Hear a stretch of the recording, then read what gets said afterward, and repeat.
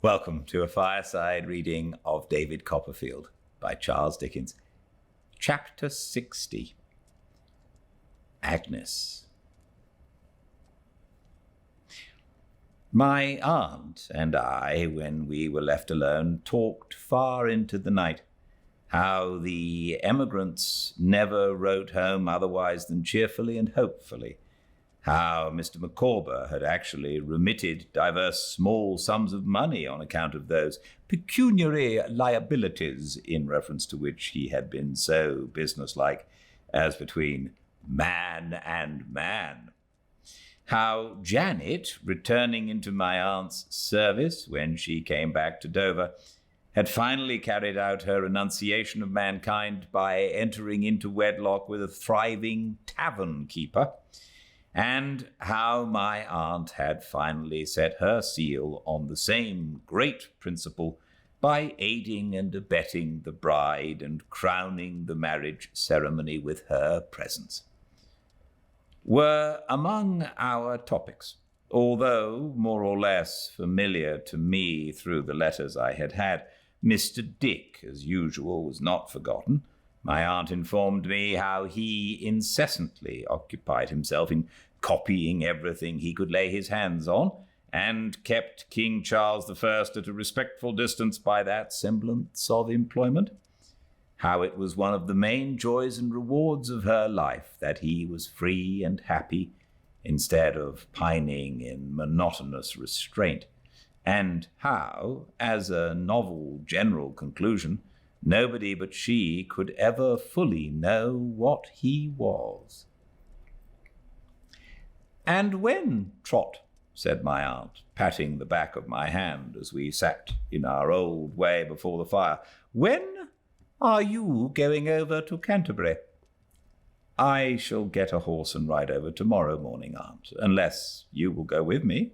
"No," said my aunt in her short, abrupt way. "I mean to stay where I am." "Then I should ride," I said. I could not have come through Canterbury today without stopping, if I had been coming to anyone but her. She was pleased, but answered, "Tut, Trot, my old bones would have kept till tomorrow," and softly patted my hand again as I sat looking thoughtfully at the fire. Thoughtfully, for I could not be here once more and so near Agnes without the revival of those regrets with which I had so long been occupied. Softened regrets they might be, teaching me what I had failed to learn when my younger life was all before me, but not the less regrets. "Oh, Trot," I seemed to hear my aunt say once more, and I understood her better now. "Blind, blind, blind." We both kept silence for some minutes. When I raised my eyes, I found that she was steadily observant of me. Perhaps she had followed the current of my mind, for it seemed to me an easy one to track now, wilful as it had been once. "You will find her father a white-haired old man," said my aunt, "though a better man in all other respects, a reclaimed man. Neither will you find him measuring all human interests and joys and sorrows with his one poor little inch rule now. Trust me, child, such things must shrink very much before they can be measured off in that way." "Indeed they must," said I. "You will find her," pursued my aunt, "as good, as beautiful, as earnest, as disinterested as she has always been. If I knew higher praise, Trot, I would bestow it on her." There was no higher praise for her, no higher reproach for me. Oh, how had I strayed so far away? If she trains the young girls whom she has about her to be like herself, said my aunt, earnest even to the filling of her eyes with tears, heaven knows her life will be well employed, useful and happy, as she said that day. How could she be otherwise than useful and happy? Has Agnes any... I was thinking aloud rather than speaking. Well, hey? Any what? Said my aunt sharply. Any lover? Said I. A score, cried my aunt with a kind of indignant pride. She might have married 20 times, my dear, since you've been gone. No doubt, said I, no doubt. But has she any lover who is worthy of her? Agnes could care for no other. My aunt sat musing for a little while with her chin upon her hand. Slowly raising her eyes to mine, she said, I suspect she has an attachment, Trot. A prosperous one, said I. Trot, returned my aunt gravely, I can't say. I have no right to tell you even so much.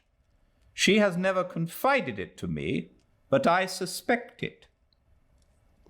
She looked so attentively and anxiously at me, I even saw her tremble, that I felt now more than ever that she had followed my late thoughts. I summoned all the resolutions I had made in all those many days and nights, and all those many conflicts of my heart. If it should be so, I began, and I hope it is. I don't know that it is, said my aunt curtly. You must not be ruled by my suspicions. You must keep them secret. They are very slight, perhaps. I have no right to speak. If it should be so, I repeated, Agnes will tell me at her own good time. A sister to whom I have confided so much, aunt, will not be reluctant to confide in me. My aunt withdrew her eyes from mine as slowly as she had turned them upon me, and covered them thoughtfully with her hand. By and by she put her other hand on my shoulder, and so we both sat, looking into the past, without saying another word, until we parted for the night. I rode away early in the morning for the scene of my old school days. I cannot say that I was yet quite happy in the hope that I was gaining a victory over myself, even in the prospect of so soon looking on her face again. The well-remembered ground was soon traversed, and I came into the quiet streets where every stone was a boy's book to me. I went on foot to the old house and went away with a heart too full to enter. I returned, and looking as I passed through the low window of the turret room, where first Uriah Heep and afterwards Mr. Micawber had been wont to sit, saw that it was a little parlour now, and that there was no office. Otherwise, the staid old house was, as to its cleanliness and order, still just as it had been when I first saw it. I requested the new maid who admitted me to tell Miss Wickfield that a gentleman who waited on her from a friend abroad was there, and I was shown up the grave old staircase, cautioned of the steps I knew so well, into the unchanged drawing-room. The books that Agnes and I had read together were on their shelves, and the desk where I had laboured at my lessons many a night stood yet at the same old corner of the table. All the little changes that had crept in when the Heaps were there were changed again. Everything was as it used to be in the happy time. I stood in a window and looked across the ancient street at the opposite houses, recalling how I had watched them on wet afternoons when I first came there, and how I had used to speculate about the people who appeared at any of the windows, and had followed them with my eyes up and down stairs, while women went clicking along the pavement in patterns, and the dull rain fell in slanting lines and poured out of the waterspout yonder and flowed into the road. The feeling with which I used to watch the tramps as they came into the town on those wet evenings at dusk and limped past with their bundles drooping over their shoulders at the ends of sticks came freshly back to me, fraught as then with the smell of damp earth and wet leaves and briar, and the sensation of the very airs that blew upon me in my own toilsome journey. The opening of the little door in the panelled wall made me start and turn. Her beautiful, serene eyes met mine as she came towards me. She stopped and laid her hand upon her bosom, and I caught her in my arms. "Agnes, my dear girl, I have come too suddenly upon you." "No, no, I am so rejoiced to see you, Trotwood." "Dear Agnes, the happiness it is to me to see you once again." I folded her to my heart, and for a little while we were both silent. Presently we sat down side by side, and her angel face was turned upon me with the welcome I had dreamed of, waking and sleeping, for whole years. She was so true. She was so beautiful. She was so good. I owed her so much gratitude. She was so dear to me that I could find no utterance for what I felt. I tried to bless her, tried to thank her, tried to tell her, as I had often done in letters, what an influence she had upon me. But all my efforts were in vain. My love and joy were dumb.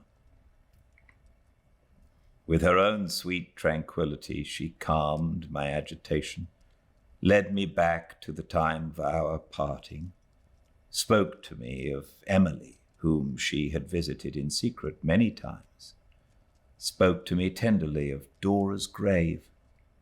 With the unerring instinct of her noble heart, she touched the chords of my memory so softly and harmoniously that not one jarred within me. I could listen to the sorrowful, distant music and desire to shrink from nothing it awoke.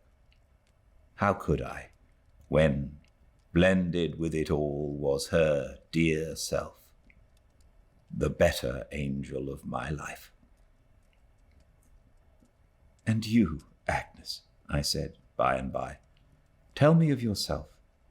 You have hardly ever told me of your own life in all this lapse of time." "What should I tell?" she answered, with her radiant smile. "Papa is well.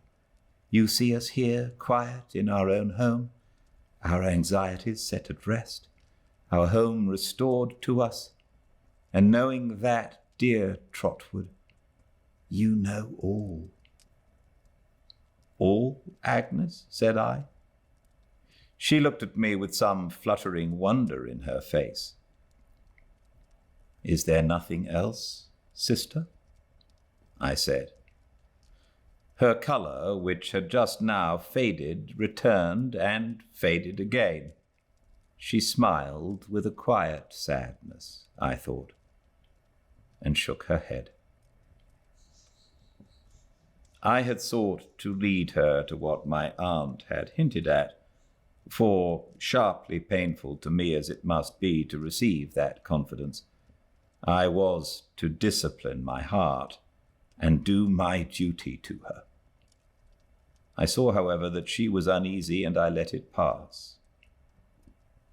"You have much to do, dear Agnes, with my school?" she said, looking up again, in all her bright composure. "Yes, it is laborious, is it not?" "The labour is so pleasant," she returned, "that it is scarcely grateful in me to call it by that name." "Nothing good is difficult to you," said I. Her colour came and went once more, and once more as she bent her head, I saw the same sad smile. "You will wait and see Papa," said Agnes cheerfully, "and pass the day with us. Perhaps you will sleep in your own room. We always call it yours." I could not do that, having promised to ride back to my aunt's at night, but I would pass the day there joyfully. "I must be a prisoner for a little while," said Agnes, "but here are the old books, Trotwood, and the old music." "Even the old flowers are here," said I, looking round, "or the old kinds." "I have found a pleasure," returned Agnes, smiling, "while you have been absent, in keeping everything as it used to be when we were children. For we were very happy then, I think." "Heaven knows we were," said I. "And every little thing that has reminded me of my brother," said Agnes, with her cordial eyes turned cheerfully upon me, "has been a welcome companion. Even this," showing me the basket trifle full of keys, still hanging at her side, "seems to jingle a kind of old tune." She smiled again and went out at the door by which she had come. It was for me to guard this sisterly affection with religious care. It was all that I had left myself, and it was a treasure. If I once shook the foundations of the sacred confidence and usage in virtue of which it was given to me, it was lost and could never be recovered. I set this steadily before myself. The better I loved her, the more it behooved me never to forget it. I walked through the streets, and once more seeing my old adversary, the butcher, now a constable with his staff hanging up in the shop, went down to look at the place where I had fought him, and there meditated on Miss Shepherd and the eldest Miss Larkins, and all the idle loves and likings and dislikings of that time. Nothing seemed to have survived that time but Agnes, and she, ever a star above me, was brighter and higher. When I returned, Mr. Wickfield had come home from a garden he had a couple of miles or so out of town, where he now employed himself almost every day. I found him as my aunt had described him. We sat down to dinner with some 6 little girls, and he seemed but the shadow of his handsome picture on the wall. The tranquillity and peace belonging of old to that quiet ground in my memory pervaded it again. When dinner was done, Mr. Wickfield taking no wine, and I desiring none, we went upstairs, where Agnes and her little charges sang and played and worked. After tea, the children left us, and we three sat together, talking of the bygone days. "My part in them," said Mr. Wickfield, shaking his white head, "has much matter for regret, for deep regret and deep contrition, Trotwood, you well know. But I would not cancel it if it were in my power." I could readily believe that, looking at the face beside him.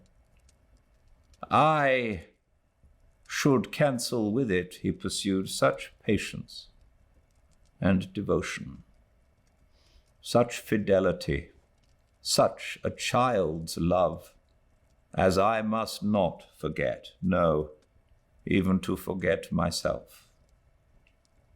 I understand you, sir, I softly said. I hold it, I have always held it, in veneration. But no one knows, not even you, he returned, how much she has done, how much she has undergone, how hard she has striven, dear Agnes. She had put her hand entreatingly on his arm to stop him, and was very, very pale. Well, well, he said with a sigh, dismissing, as I then saw, some trial she had borne, or was yet to bear, in connection with what my aunt had told me. Well, I have never told you, Trotwood, of her mother. Has anyone? Never, sir. It's not much, though it was much, to suffer. She married me in opposition to her father's wish, and he renounced her. She prayed him to forgive her before my Agnes came into this world. He was a very hard man, and her mother had long been dead. He repulsed her. He broke her heart. Agnes leaned upon his shoulder and stole her arm about his neck. She had an affectionate and gentle heart, he said, and it was broken. I knew its tender nature very well. No one could if I did not. She loved me dearly, but was never happy. She was always laboring in secret under this distress, and being delicate and downcast at the time of his last repulse, for it was not the first by many, pined away and died. She left me Agnes 2 weeks old, and the grey hair that you recollect me with when you first came. He kissed Agnes on her cheek. My love for my dear child was a diseased love, but my mind was all unhealthy then. I say no more of that. I am not speaking of myself, Trotwood, but of her mother, and of her. If I give you any clue to what I am or to what I have been, you will unravel it, I know. What Agnes is, I need not say. I have always read something of her poor mother's story in her character, and so I tell it you tonight, when we three are again together after such great changes. I have told it all. His bowed head and her angel face and filial duty derived a more pathetic meaning from it than they had had before. If I had wanted anything by which to mark this night of our reunion, I should have found it in this.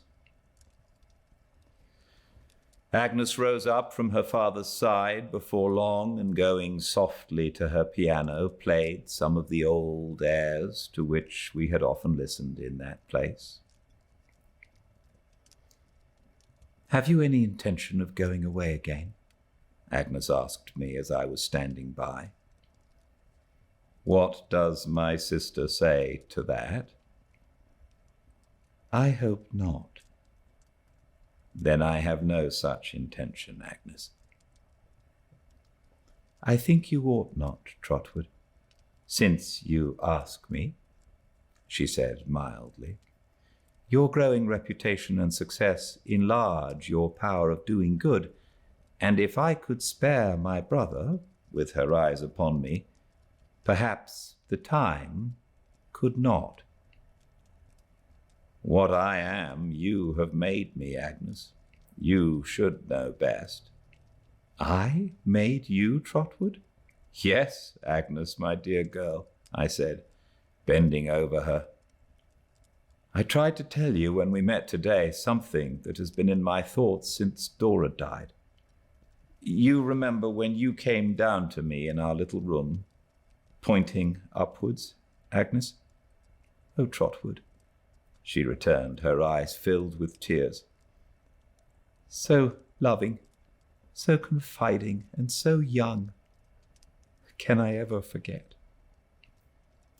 As you were then, my sister, I have often thought since, you have ever been to me, ever pointing upwards, Agnes, ever leading me to something better, ever directing me to higher things. She only shook her head through her tears, and I saw the same sad, quiet smile. And I am so grateful to you for it, Agnes, so bound to you, that there is no name for the affection of my heart. I want you to know, yet don't know how to tell you, that all my life long I shall look up to you and be guided by you, as I have been through the darkness that is past. Whatever betides, whatever new ties you may form, whatever changes may come between us, I shall always look to you and love you as I do now, and have always done.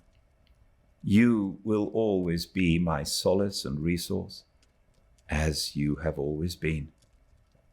Until I die, my dearest sister, I shall see you always before me, pointing upward. She put her hand in mine and told me she was proud of me and of what I said, although I praised her very far beyond her worth. Then she went on softly playing, but without removing her eyes from me. Do you know what I have heard tonight, Agnes, said I, strangely seems to be a part of the feeling with which I regarded you when I first saw you, with which I sat beside you in my rough school days. You knew I had no mother, she replied with a smile, and felt kindly towards me. More than that, Agnes. I knew, almost as if I had known this story, that there was something inexplicably gentle and softened surrounding you, something that might have been sorrowful in someone else, as I can now understand it was, but was not so in you. She softly played on, looking at me still. Will you laugh at my cherishing such fancies, Agnes? No. Or at my saying that I really believe I felt even then that you could be faithfully affectionate against all discouragement, and never ceased to be so until you ceased to live. Will you laugh at such a dream? Oh no, oh no. For an instant, a distressful shadow crossed her face, but even in the start it gave me, it was gone, and she was playing on and looking at me with her own calm smile. As I rode back in the lonely night, the wind going by me like a restless memory, I thought of this and feared she was not happy. I was not happy, but thus far I had faithfully set the seal upon the past, and thinking of her, pointing upward, thought of her as pointing to that sky above me where, in the mystery to come, I might yet love her with a love unknown on earth, and tell her what the strife had been within me when I loved her here.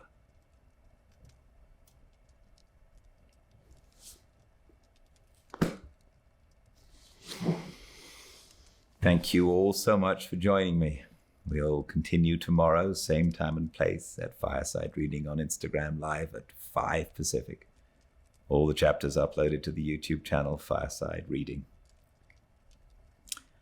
I hope he finally manages to tell her, and I hope she reciprocates. I think she will, and I think he will, but we'll have to finish to find out. Until I see you all again, please stay very well.